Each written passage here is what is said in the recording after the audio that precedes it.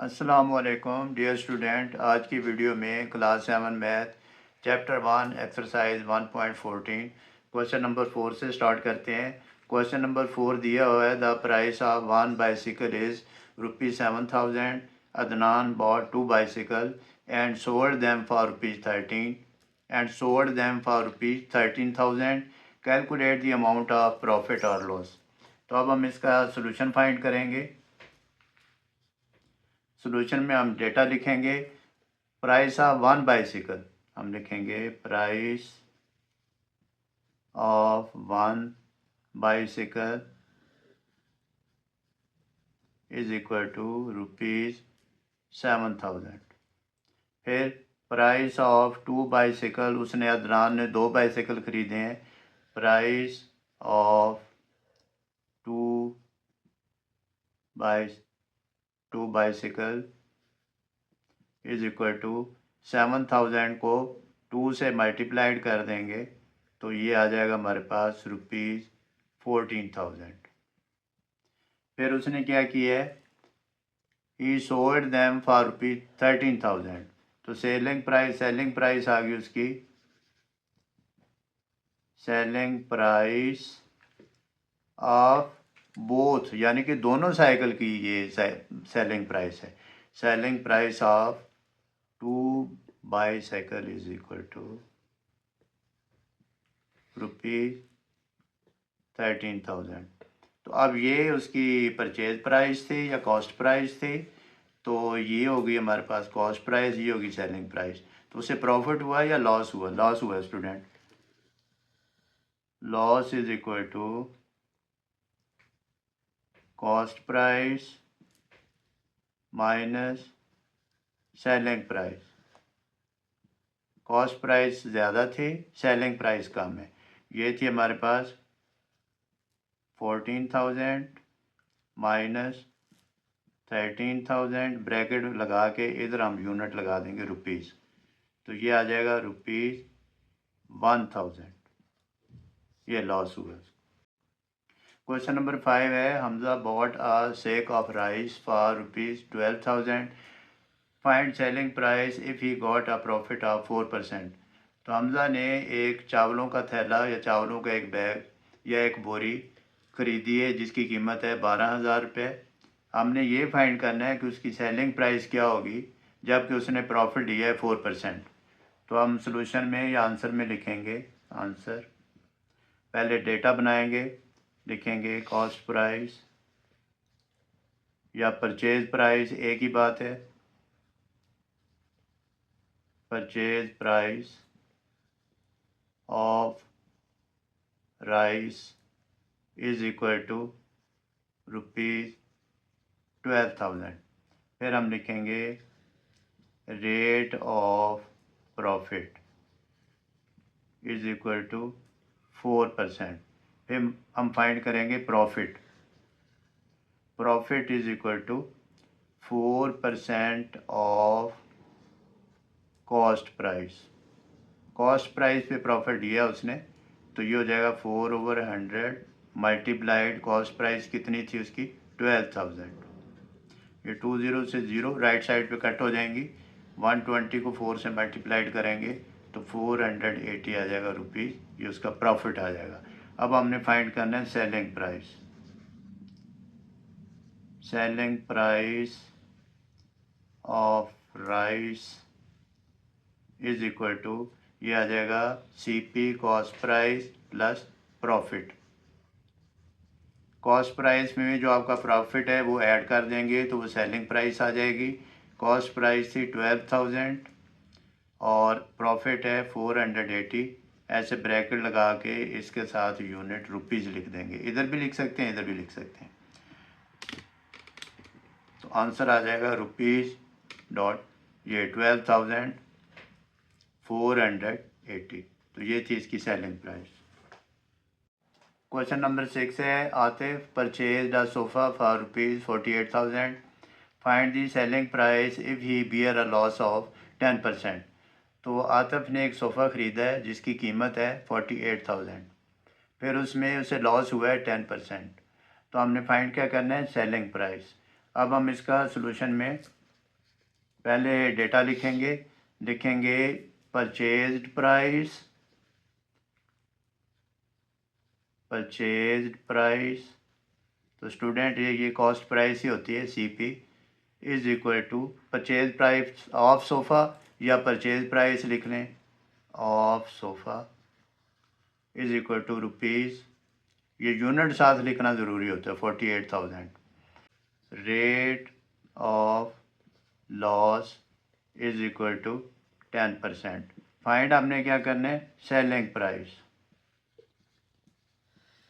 Selling price हमने find करनी है। पहले हम लॉस फाइंड करेंगे, हम लिखेंगे loss is equal to 10% of cost price या परचेज प्राइस, ये दोनों में लिख देता हूँ, परचेज PP लिख देता हूँ।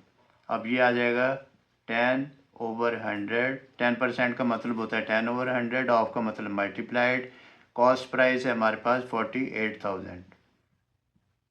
ये राइट साइड पे 20 इन 20 से कट हो जाएंगी, नीचे आ जाएगा 10 × 480 इज इक्वल टू ₹4800। ये था उसका लॉस। अब कॉस्ट प्राइस में से अगर लॉस माइनस कर दें तो हमारे पास सेलिंग प्राइस आ जाएगी। अब सेलिंग प्राइस लिखते हैं, selling price is equal to cost price minus loss. अब कॉस्ट प्राइस थी 48,000 माइनस लॉस है 4800, रुपीज़ में है तो इसका आंसर आ जाएगा रुपीज़। अब 48,000 को ऐसे लिख लेंगे ऊपर, 4800 को नीचे लिख लेते हैं, माइनस करेंगे 0 0, इधर से बोरो लेंगे 10 हो जाएगा, 10 - 8 2, 7 - 4 3, ये आ जाएगा 43,200। ये उसकी सेलिंग प्राइस ऑफ सोफ़ा। अब क्वेश्चन 7 है, a shopkeeper bot N aquarium for ₹7,000 and sold it for ₹10,000, find his profit percentage. तो अब हम इसमें आंसर लिखेंगे, आंसर में पहले हम डेटा लिखेंगे, ये देखिए पहले हम उसकी लिखेंगे कॉस्ट प्राइस, बॉट का मतलब होता है ख़रीदना, कॉस्ट प्राइस हम लिखेंगे CP, cost price is equal to ₹7,000, cost price of aquarium, ना लिखें एक्वेरियम साथ तो भी ठीक है। फिर उसने बेचा कितने का है, सेल प्राइस, अब मैं शॉर्ट लिख रहा हूँ SP, sell price is equal to ₹10,000। तो अब हम लिखेंगे प्रॉफिट, प्रॉफिट होता है सेलिंग प्राइस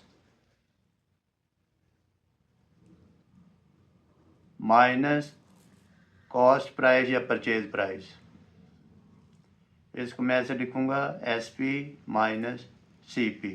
SP थी हमारे पास, ये रुपीज़ में बाहर लिख देता हूँ, 10,000 माइनस CP थी, कॉस्ट प्राइस थी 7,000, ये आंसर आ जाएगा ₹3,000। ये आ गया हमारे पास प्रॉफिट। अब हमने फाइंड करना है प्रॉफिट परसेंटेज। अब हम लिखेंगे प्रॉफिट, ये सिंबल लगा देंगे, प्रॉफिट परसेंटेज फाइंड करना है। अब फार्मूला इसका क्या है, profit percentage is equal to profit, जो वैल्यू प्रॉफिट की है वो, डिवाइडेड बाय CP मल्टीप्लाइड 100%।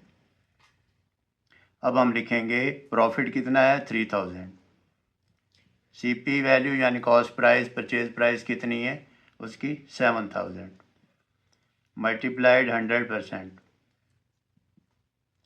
तो फिर अब हम इसको क्या करेंगे, ये जो वैल्यू है नीचे 3 0 है, इस 3 0 से कट कर देंगे। अब ये 300 से मल्टीप्लाइड होगा तो ये आ जाएगा 300/7।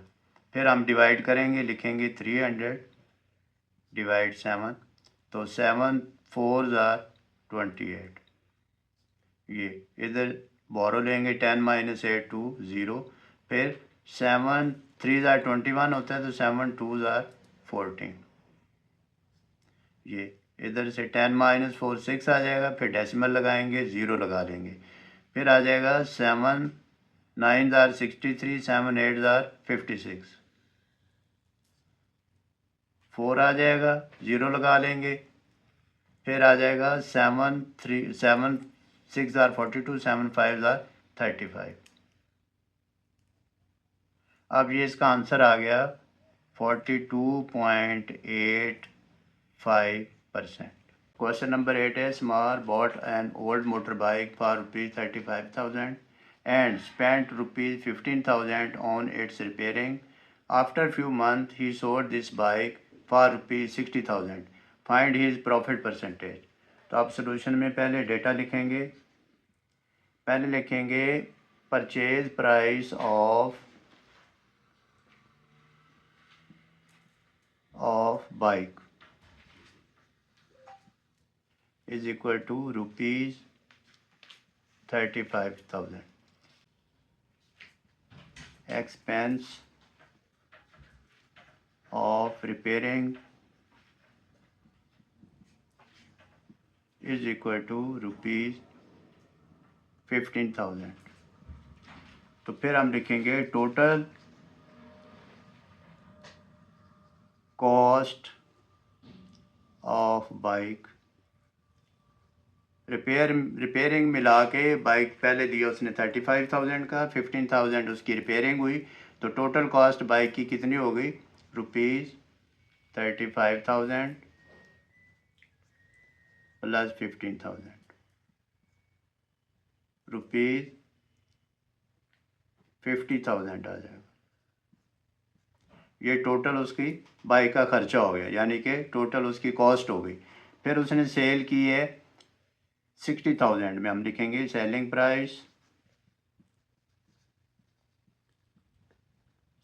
Price of bike is equal to rupees 60,000।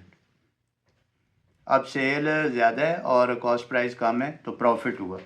Profit is equal to, profit फाइंड करना था, profit is equal to selling price minus cost price.